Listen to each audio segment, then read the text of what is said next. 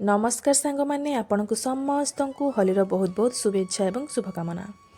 रंगर यही पर्व में आपण मैंने जदि किसी मिठा बनवा को चाहते तो मुझे नहीं आसी होली स्पेशल चंद्रकला मिठा जहाँकि बाहर क्रिस्पी होगा सहित भितर सफ्ट मावा ड्राई फ्रुट्स स्वागन स्टफिंग भरपूर थाए। जितेबाला यहाँ आम सिरा पकई दौना तो यार टेस्ट बिल्कुल मार्केट परिका आसी थाए। यही भिडियो रे आपण मानक मो step by step perfect dough stuffing chutney बनवा शिखेबी जहाँफल आपणक चंद्रकला मार्केट परिका बनब। भिडियोटी को लास्ट जाए निश्चय देखंतु एवं भल लगे लाइक शेयर सब्सक्राइब कर दियंतु।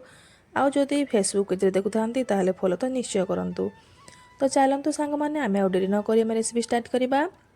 चंद्रकला मिठा बनवाई देखो मुझे गोटे बाउल नहीं जाइए। एथिरे आम ऐड करदे गोटे कप अटा।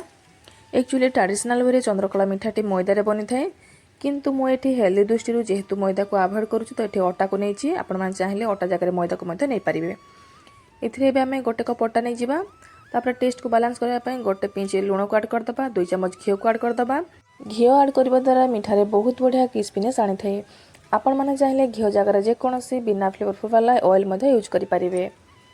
एबे आम सब जिनस को ऐड कर सारापर आम यहाँ 2 मिनट पर्यंत हाथ में एमती घषा जहाँफल कि घी और लुण सबुआड़े भल भाव मिसीज। 2 मिनट भल भाव घषि सारापर हाथ में मुठा करके देखिए जदि भल भाव बाइंडिंग हो जाए ताने जानवे चंद्रकला मिठा बढ़िया भाव अटाटी चकटी होगला। तापर आम ए अल्प अल्प पानी ऐड कर गोटे हार्ड डो बनवा। डो को बेसी सफ्ट करें कि बेसी हार्ड करें। देखो ये फाइनाली आम डोटी रेडी होगा। एबे आम यहाँ कवर करके 10 मिनट पर्यंत रेस्ट छाड़ीदे जहाँफल ये डोटी भल भाव सेट हो से भितर आम चलतु चंद्रकला मिठा स्टफिंग रेडी करवा। एबे आम गैस ऑन करी गोटे पैन को बसई नबा। देन ऐड करवा गोटे चम्मच देसी घी।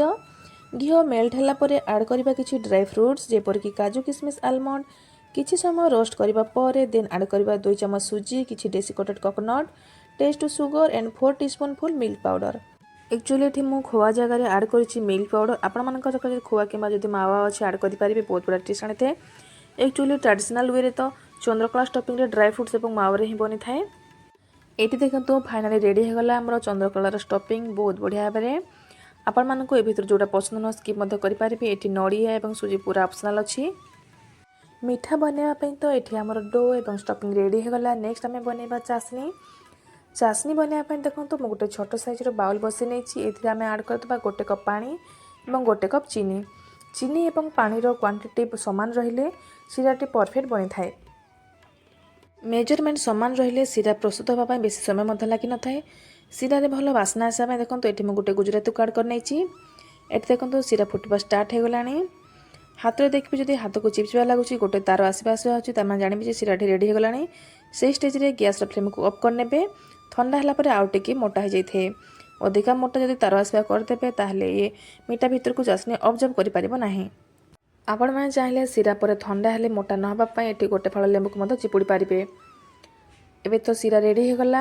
एबे चलतु आम चंद्रकला मिठा बनवाई पकेट तैयारी करवा। ये देखो डोटी बढ़िया भाव सेट हो जाए पूरा सफ्ट हो जाए। एबे आम ए गोटे बड़ साइजर अटा गोला नेबा और गोटे बड़ साइजर रुटी को बेली नबा।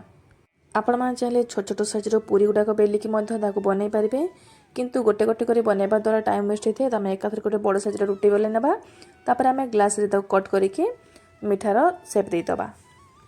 देखो ये गोटे बड़ साइजर रुटी बेली नहीं ये आम ग्लास साइज कट करदे। देखो आपको जो साइजर पसंद से साइजर कट करें। एबे आम ए गोटे छोट पूरी उठेबा। तापर ए चामच साहाय्य आम जी स्टफिंग धरब आम जो स्टफिंग बन रखा देदबा। अधिक क्वांटिटी जमारू देवेनि जब अधिका देदेवे भल भाव फोल्डिंग हो पारनी आउ फाटी जाबार चांसेस रही है। स्टफिंग दे सारापर आम एकाठी को करदे तापर आउ गोटे पूरी देदबा। तापर आपको भल भाव में सिल करना। देखो हाथ से दबे दबे करेंगे जब भल भाव सिल न करेंगे ये छाणला समय खोली जाबार चांसेस थाए। भल भाव सिल कर सारापर आम या जेकोसी गोटे डिजाइन देके आम एमती फोल्ड करवा। देखो मैं केमती करुँची आपण मैंने जब छांच अच्छी छांचर मत बनई पारे किंतु एमती हाथ में बनले बहुत बढ़िया सुंदर दिशा है। ट्रेडिशनल वे एमती सब गुड़ाक आम फोल्ड कर बनई नवा। देखो देखो ये गोटे बढ़िया भाव रेडी होगला चंद्रकला। यही प्रोसेस आम सब गुड़ाक एमती बनई नवा। देखो ये मुझे केते सारा चंद्रकला बनई नहीं। एबे चलते फ्राए करवा। से गैस ऑन करे कौटे तेल को गरम करने तेल को बेसी गरम जमा करेंगे हल्का गरम करेंगे हल्का गरम थी तेल जो छाणे बहुत बढ़िया क्रिस्पी बनी था जदि तेल गरम थोड़ा छाणी देवे ऊपर भल भाव कलर आसीज और भितर भी कंचा रही क्रिस्पी हेनी तो ध्यान रखिए। ये देखूँ तेल हल्का गरम हो गला ये मुझे सब चंद्रकला को आड कर ये भी टिके टिके बबल आसवा स्टार्ट हो गलानी ये छाणी होगला आपे आपे ऊपर को उठी आसए। ये देखूँ मिठाटी बढ़िया भाव छाणी हो गलानी और कलर मध्य परफेक्ट आसी जाइए। यहाँ बाहर को काढ़ी ना और गरम गरम यहाँ सीरा आड करवा आउ जदि सीरा ठंडा हो जाए सीरा को मत गरम करने कारण जदि सीरा ठंडा हो जाए मीठा भितर को भल भाव अर्ज कर पारि न थाए। सीरा आड कर सारापर या सीरा अधिका समय जमान रखें जदि अधिका समय रखिथे सफ्ट हो मिठाटी क्रिस्पी हेनी तो से आम यहाँ 5 ରୁ 6 मिनट रखी सारापर आम यहाँ बाहर को काढ़ी ना से भितर ही बढ़िया भाव सीरा गुड़ाक सक कर नहीं थाए। 5 ରୁ 10 मिनट सीरा रखला देखो ये चंद्रकला मिठा गुड़ाक बाहर को काढ़ी नहीं सीरा गुड़ाक बढ़िया भाव सक कर पूरा जुसिला बनी बाहर क्रिस्पी होती। आगक तो होली आसूची आपण मैंने घरे एथर होली एमती ट्राए करंतु एवं खांतु होली को पूरा एंजॉय करंतु एवं आपण मानक आज मिठा रेसिपी केमती लगे मत कमेंट माध्यम जनातु रही सांग मैंने देखा आ गोटे नुआ रेसिपी तो नुआ भिडियो जय जगन्नाथ।